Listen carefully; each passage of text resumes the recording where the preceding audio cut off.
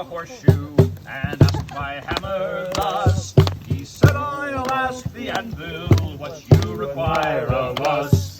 The hammer asked the anvil, and she at once agreed that they should be together in the way that I agreed. And sparks are flying, passion strong.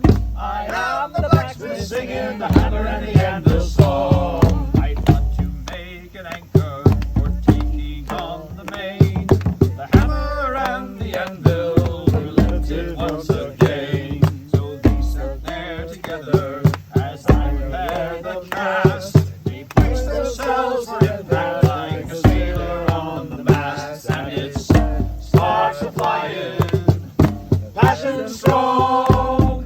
I am the blacksmith singing the hammer and the anvil song. I thought to make a broadsword for fighting on the field, much as I know a hammer is a nobler thing to wield.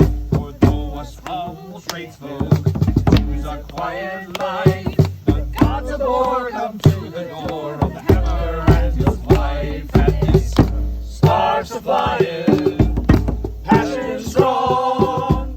I am the blacksmith singing the hammer and the anvil song. They asked me for a statue of the general who died, a sword raised in his iron fist and a war more satisfied. And though I knew they'd try me for what I did decide, I stuck a hammer in his fist and an anvil by his side. And sparks are flying, passion strong.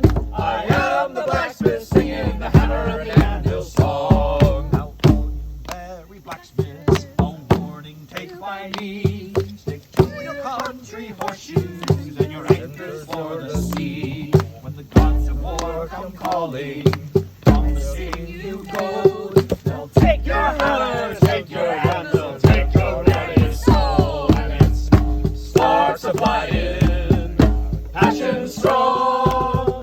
I am the blacksmith singing the hammer and the anvil song. And it's sparks are flying, passion strong.